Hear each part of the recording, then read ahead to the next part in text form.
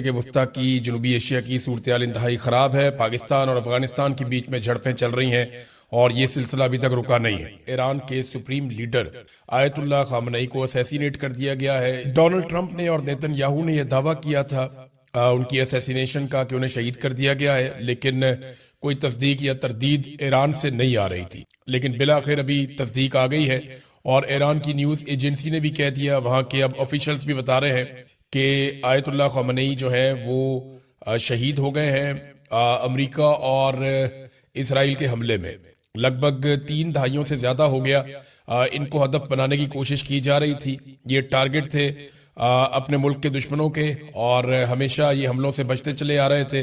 लेकिन अब Ayatollah Khamenei नहीं रहे। उनकी जो आखिरी पोस्ट है वो बड़ी पावरफुल थी और उसमें उन्होंने बनाम नामे हैदर ये उस पे लिखा था और एक तलवार है गोल्डन कलर की और अल-जुल्फ़िकार है वो हजरत अली रज़ी अल्लाह तआला अन्हु से मंसूब तलवार और उसके साथ मिसाइल्स हैं ईरान के जो बरस रहे हैं और बड़ी पावरफुल पिक्चर थी। और उसके साथ उन्होंने जो शेर लिखा उसका उर्दू में तर्जुमा ये है कि फिरौन से कह दो मूसा दरियाए नील पर आ रहे हैं और अली अपनी जुल्फ़िकार के साथ इसराइल आ रहे हैं। ये जनाब उस शेर का मतलब था। तो ये एक बहुत बड़ी डेवलपमेंट है और यानी इस खित्ते के अंदर सबसे पुराना इक्तदार, सबसे ज्यादा अरसे तक इक्तदार में रहने वाली शख्सियत है और इनका बड़ा असर रसूख था ईरान में, पूरे रीजन में। और ये खबर ये इतनी जल्दी डिफ्यूज नहीं होगी, इसके बड़े असरात होंगे ना सिर्फ ईरान के अंदर बल्कि पाकिस्तान समेत पूरे खित्ते में इसके असरात होंगे। आप बहुत बड़े बड़े इज्तिमा देखेंगे, बहुत बड़े बड़े मुजाहरे देखेंगे, ना सिर्फ ईरान के अंदर, इराक के अंदर, बाकी ममालिक के अंदर, यमन के अंदर, आपको पाकिस्तान के अंदर बहुत बड़े बड़े मुजाहरे होते हुए दिखाई देंगे। दुनिया भर के मुल्कों में होगा। और ये क्योंकि एक रूहानी लीडर थे और ईरान को ये कंट्रोल करते थे और पूरा निज़ाम जो है वो इनके जरिए से चलता था और इनका एक अपना खुदकार तरीका भी है कि जानशीन कैसे मुकर्रर हो जाता है अगर कोई सुप्रीम लीडर ना रहे, उनका इंतकाल हो जाए या उनकी शहादत हो जाए।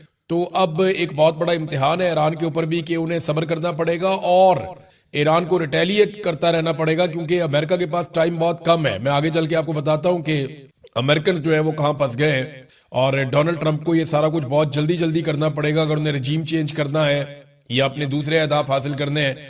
इन अहदाफ के बारे में हम आगे चलकर बात करते हैं। लेकिन अब जो है वो ये तस्दीक हो चुकी है आयतुल्लाह खामनेई की शहादत की और ये तस्दीक की गई है। पहले डोनाल्ड ट्रंप ने उन्होंने ये कहा कि और उन्होंने बड़ा सख्त ट्वीट लिखकर ये कहा आयतुल्लाह खामनेई के बारे में कि वो शहीद हो गए, असैसिनेट कर दिया गया है। और उसके बाद नेतन्याहू ने भी एक ट्वीट के अंदर कहा और बाकी लोगों ने भी कहा। तो पाकिस्तान की मीडिया पे नेतन्याहू को तो दिखाया जा रहा है, इमरान खान साहब को नहीं दिखाया जा सकता। ये प्रॉब्लम तो हमारे चलते रहेंगे। ईरान के ऊपर ताबड़तोड़ हमले किए गए हैं अमेरिका की जानिब से और इसराइल की जानिब से और लगातार ईरान के शहरों के ऊपर आग बरस रही है। चाहे पाकिस्तान का मीडिया है चाहे इंटरनेशनल मीडिया है, वो ज्यादातर ये दिखा रहे हैं कि ईरान जो मिसाइल दाग रहा है वो कितना नुकसान पहुंचा रहे हैं और कहां कहां पे नुकसान कर रहे हैं, जबकि ईरान के अंदर जो हो रहा है उसे बहुत कम रिपोर्ट किया जा रहा है। यानी ज्यादा मिसाइल और तबाही ईरान के अंदर हुई है, ज्यादा एयर स्ट्राइक्स जो है वो ईरान के ऊपर हुई है। ईरान के पास तो एयरफोर्स भी नहीं है, तो बहुत बड़े पैमाने पर ईरान के ऊपर अटैक्स हुए हैं, लेकिन वो अटैक उस तरह से रिपोर्ट नहीं हुए। और ऐसा लगता है कि पाकिस्तानी मीडिया हो या आलमी मीडिया हो, उन्हें इसराइल से ज्यादा खबरें मिल रही हैं और बाकी ममालिक से ज्यादा खबरें मिल रही हैं और ईरान में उनके खबरों के लिए सोर्सेज बहुत कम है, वहां से उन्हें खबरें नहीं मिल रही।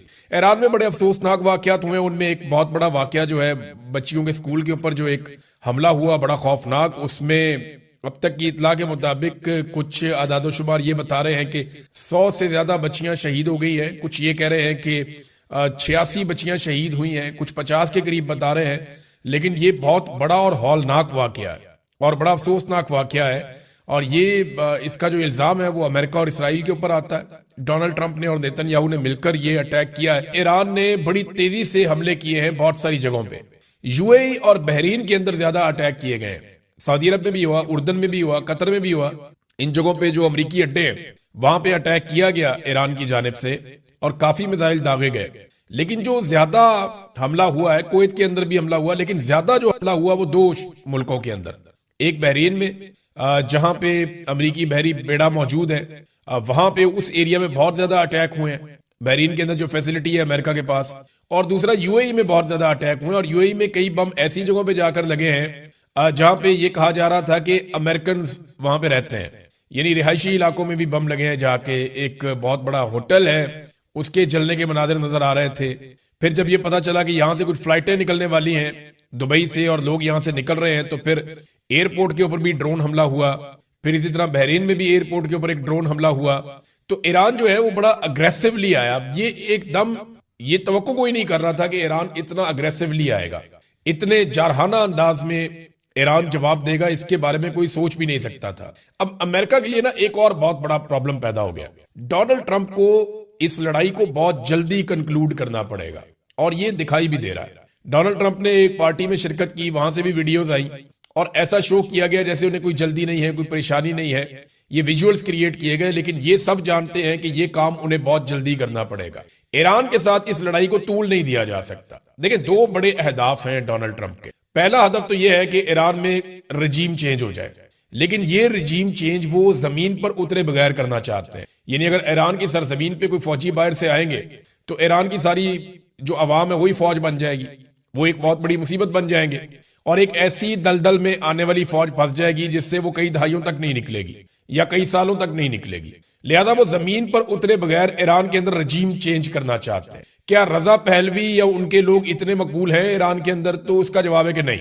चले, अगर आप ये भी कहें कि आयतुल्लाह खुमैनी के या उनका जो इक्तदार है उसके लोग बहुत सारे मुखालिफ हैं या उन्हें पसंद नहीं करते, तो दूसरी तरफ जो अमेरिकन के लोग हैं या जो इसराइल के करीबी लोग हैं, रजा पहलवी वगैरह जो है, उनके भी कोई इतनी बड़ी फॉलोइंग नहीं है ईरान के अंदर। तो एक बड़ा मैस क्रिएट हो जाएगा। और अगर कुछ अहदाफ हासिल कर भी लिए गए और रजीम तब्दील ना हुआ तो अमेरिका ने फिर क्या हासिल किया? तो उन्हें बहुत जल्दी करना पड़ेगा, उनके पास वक्त कम है, क्योंकि ईरान ने आबनाए हरमज जो है उसको बंद कर दिया है। यहां से दुनिया का 20% पेट्रोल जाता है और ये एक बहुत बड़ा झटका लगेगा पूरी दुनिया को। दूसरा, ईरान ने जिस किस्म का अटैक किया है मिडिल ईस्ट के अंदर मुख्तलिफ ममालिक पे, यानी यूएई की मार्केट बहुत बुरी तरह मुतासिर होगी। यूएई का जो सारा कारोबार है जिसपे वो बहुत पैसा बनाते हैं वो टूरिज्म का है और उनका रियल एस्टेट का कारोबार है। ये अब कीमतें एकदम नीचे गिरेंगी। मंडे को अमेरिका में जब मार्केट खुलेगी और जब दोबारा पूरी दुनिया बैठेगी, शेयर ऊपर नीचे होंगे, तो पता चलेगा कि दुनिया कहां खड़ी है, स्टॉक मार्केट कहां खड़ी है। ये आपको पता चलेगा मंडे को, और इसको मसनूई तौर पे कंट्रोल करना बहुत मुश्किल होगा। ये अमेरिका की मार्केट है, तो अब मंडे वाले दिन ये पता चलेगा। आलमी सतह पे तेल की कीमतें कहां पे जाएंगी ये भी आपको पता चलेगा।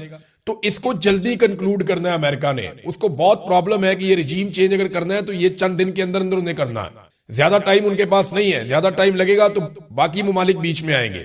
रशिया और चाइना पहले स्टेटमेंट दे चुके हैं, पाकिस्तान ने स्टेटमेंट दिया लेकिन गोल मोल दिया, आगे चल के आपको मैं बताता हूं। तो अमेरिका को फौरी तौर पर करना पड़ेगा जो भी करना, वो उसमें ज्यादा टाइम लगा नहीं सकता। तो उनको जल्दी अपने अहदाफ हासिल करने, और वो दिखाई नहीं दे रहा। ईरान को सिर्फ सब्र करना और रिटेलिएट करते रहना है। अगर ईरान ये टाइम गुजार गया और दोबारा मुज़ाकरात की टेबल पे बैठ गए तो फिर ईरान की पोजीशन कुछ और हो, वैसी नहीं होगी जैसी इस वक्त। इनकी पोजीशन फिर बदल जाएगी, क्योंकि जंग के बाद जो है सूरत कुछ और होती है। फिर बहुत सारे और फरीकैन भी बीच में बैठ जाते हैं, तो ईरान एक विक्टिम के तौर पे भी सामने आ सकता है। दूसरा हदफ जो अमेरिका का है वो ईरान की दिफाई सलाहियत, खास तौर पे जो उनकी मिसाइल की सलाहियत है उसको खत्म करना। अब चाहे वो किसी भी तरीके से करें, उनको तबाह करें, ईरान के साथ मुज़ाकरात करके करें या कुछ भी करके करें, उन्हें यह खत्म करना। अब ये अहदाफ कैसे हासिल किए जा सकते हैं? ईरान अब कभी भी अपने हथियारों को नहीं छोड़ेगा, क्योंकि यही उसकी लाइफ लाइन है। ईरान को यह समझ आ गई है कि अगर ये मिसाइल भी उसके पास ना होते तो वो किसी को भी जवाब ना दे सकता। तो खित्ते के ममालिक के लिए भी अच्छी खबर नहीं है। पूरे खित्ते को आग के अंदर झोंक दिया गया है, और ना ही ईरान के लिए अच्छी खबर है। और अमेरिका को ये जो कुछ भी करना है वो बहुत तेजी से और जल्दी जल्दी करना पड़ेगा। और जंग के अंदर आपको पता है सही खबरें आ नहीं रही होती, तो हम कोई भी बात जो आपको करेंगे, खासतौर पे बड़े वाकयात के हवाले से, बड़ी शख्सियात के हवाले से, उनकी तस्दीक जब तक सरकारी सतह पे नहीं होगी तब तक आप कुछ नहीं कह सकते। यानी अगर ईरान के अंदर कोई बहुत बड़ी शख्सियत शहीद हो गई है तो फिर ईरान उसकी कंफर्मेशन करेगा तो आपको पता चलेगा। और ईरान इतनी जल्दी करेगा नहीं, वो जब तक के मुतबादिल बंदोबस्त नहीं करेगा तब तक वो कोई कंफर्मेशन नहीं देगा, ऐसा दिखाई देता है। दूसरी बात यह है कि आयतुल्लाह खुमैनी के कुछ अजीज, उनके एक बेटे के बारे में इत्तला आई, उनकी बहू के बारे में इत्तला आई, उनके एक दामाद के बारे में इत्तला आई कि वो शहीद हो गए, और जब कंपाउंड के ऊपर अटैक किया गया इसराइल और अमेरिका की जानिब से। नाजरीन, थोड़ा सा पाकिस्तान की जानिब आए तो पाकिस्तानी वजीर आजम ने कुछ ट्वीट्स किए हैं। उन्होंने बताया जी उनकी बात हुई अमीर कतर से, सऊदी अरब के वली अहद मोहम्मद बिन सलमान साहब से, शेख मोहम्मद बिन जैद अल नहयान यूएई के जो सरबराह है, हुक्मरान है, उनसे भी बात हुई है। तो शहबाज शरीफ साहब ने इनका नाम लिया, इनसे बात की, लेकिन ईरान के हुक्मरानों से शहबाज शरीफ साहब ने बात नहीं की। नंबर एक। नंबर दो, एक और चीज बड़ी इंपॉर्टेंट है कि शहबाज शरीफ साहब ने कहीं पे भी अमेरिका का नाम नहीं लिया। ये जंग अमेरिका ने शुरू की है, एक जगह पे उन्होंने इसराइल का नाम लिया और उन्होंने ईरान की भी मजम्मत की कि ईरान ने खलीजी ममालिक के ऊपर क्यों मिसाइल दागे जहां पे अमरीकी अड्डे मौजूद थे। तो ये तो ऑब्वियस था, जहां पे अमरीकी अड्डे होंगे वो वहीं पे जवाब देंगे। यानी अगर दो घर आमने सामने हैं, मेरे घर के ऊपर कोई पत्थर फेंकता है सामने वाले घर से और वो उनके घर के अंदर आया हुआ बंदा, तो सामने वाले से मेरे जितने मर्जी अच्छे ताल्लुकात हों, मैं उसको दो बातें ही कह सकता हूं, या तो इसको बाहर निकालो, तो या मुझे इजाजत दो मैं इसको मारूं। यानी मेरे पास तो तीसरा ऑप्शन ही कोई नहीं है ना, या तो इसको बाहर निकाल लें तो या मैं इसको मारूंगा। तो वो ये वाली सूरत बनी हुई, मैं सादा करके आपको समझा दिया। अब यहाँ पे पाकिस्तान के वजीर आजम ने एक तो ईरानी क़यादत से बातचीत नहीं की, उनके बारे में कुछ नहीं लिखा, ना ही अमेरिका के बारे में उन्होंने कुछ लिखा, और अमरीकी सदर को शहबाज शरीफ साहब सेवियर कहते हैं जनूबी एशिया का। इसके ऊपर भी मैंने एक सर्वे करवाया। ये नाज़रीन जरा सर्वे आप देखें, आप सर्वे देखेंगे तो आपको पता चलेगा कि पाकिस्तानी कैसे सोचते हैं और शहबाज शरीफ कैसे सोचते हैं। शहबाज शरीफ साहब ने जो कहा था, पहले मैं आपके सामने रख देता हूं कि शहबाज शरीफ साहब ने जो कहा उसके ऊपर हमने एक सवाल करवाया अवामी सर्वे। डोनाल्ड ट्रंप जनूबी एशिया का मुहाफिज है, ये शहबाज शरीफ साहब ने कहा। क्या आप वजीर आजम पाकिस्तान शहबाज शरीफ के इस दावे को दुरुस्त समझते हैं? हाँ के लिए या यस के लिए एक लिखें और नहीं के लिए या नो के लिए दो लिखें। तो पाकिस्तानियों ने इसके ऊपर वोटिंग की और इसमें जो वाज़े जवाब आए वो 87.3% है और जिन लोगों ने खाली बहस की वो 12.7% है। अब आ जाए जिन लोगों ने वाज़े जवाब दिए उनकी परसेंटेज क्या है। 98.2%, यानी 98.2% पाकिस्तानी ये कहते हैं कि शहबाज शरीफ का बयान गलत है, यानी डोनाल्ड ट्रंप जनूबी एशिया का मुहाफिज नहीं है, सेवियर नहीं है। और 1.8% लोग शहबाज शरीफ के इस दावे के हामी हैं और वो ये कहते हैं कि डोनाल्ड ट्रंप जनूबी एशिया का मुहाफिज है। 2% से भी कम लोग शहबाज शरीफ की स्टेटमेंट के साथ खड़े हैं और 98.2% लोग पाकिस्तानी शहबाज शरीफ के बयान के खिलाफ खड़े हैं। ये है नाजरीन सूरत हाल।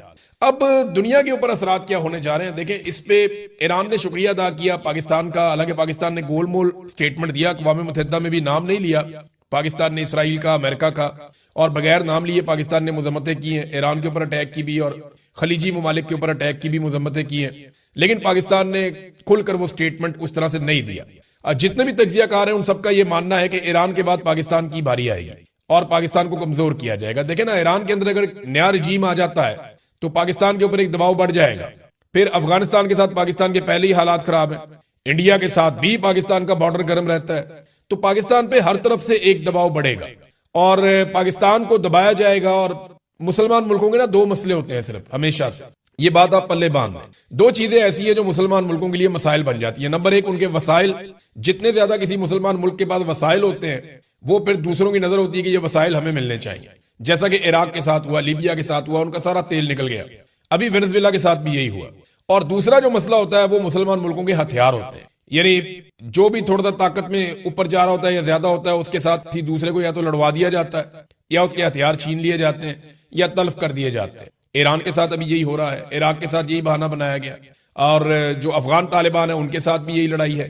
पाकिस्तान के पास एटमी सलाहियत है और इसराइली वजीर आजम एक मरतबा नहीं कई मरतबा ये कह चुके हैं, अमेरिकन भी कह चुके हैं कि पाकिस्तानियों के पास एटम बम उन्हें अच्छा नहीं लगता, वो पाकिस्तान की एटमी सलाहियत खत्म करना चाहते हैं। तो अगली बारी पाकिस्तान की आएगी, अगला असर पाकिस्तान के ऊपर आएगा।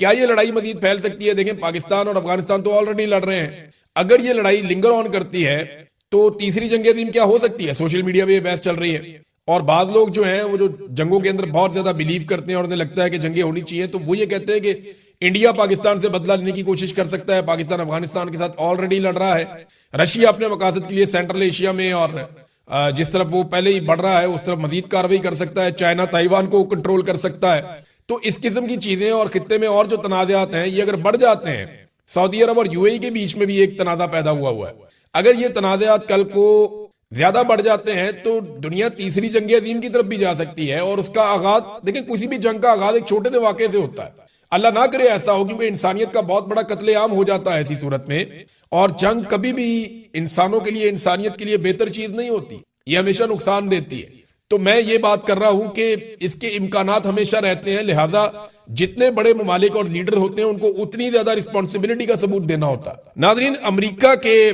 जो न्यूयॉर्क के मेयर हैं ज़हरान ममदानी, इन्होंने ईरान पर फौजी हमले पर यह कहा कि यह गैर कानूनी और जारहाना अमल है, ये तबाहकुन शिद्दत इख्तियार कर सकता है, शहरों पर बमबारी, शहरियों की हलाकतें, ये नया जंगी महाज खोलना, अमरीकी अवाम ये नहीं चाहते और एक और रजीम चेंज की बजाय महंगाई का खात्मा चाहते हैं अमरीकी अवाम, अमन चाहते हैं अमरीकी अवाम।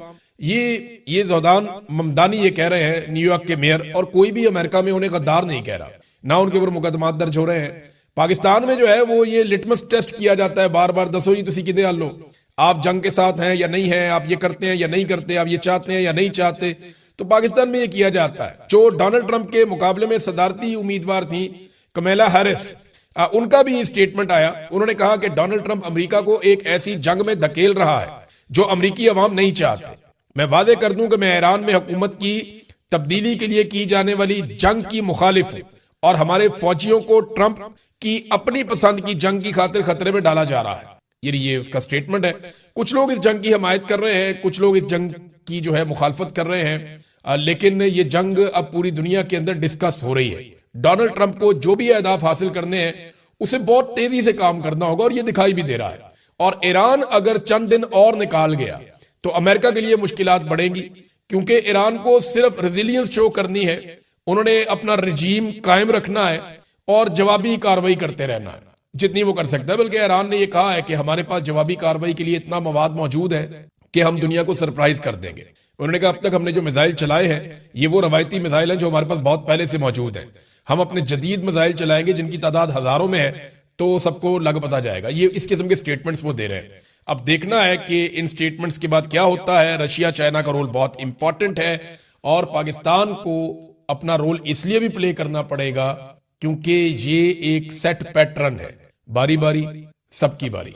पाकिस्तान के एटमी हथियार पूरी दुनिया में किसी को पसंद नहीं है और पाकिस्तान अगर अपनी हिफाजत करना चाहता है तो उसे ईरान को बचाना पड़ेगा, अपना असर रसूख इस्तेमाल करना पड़ेगा।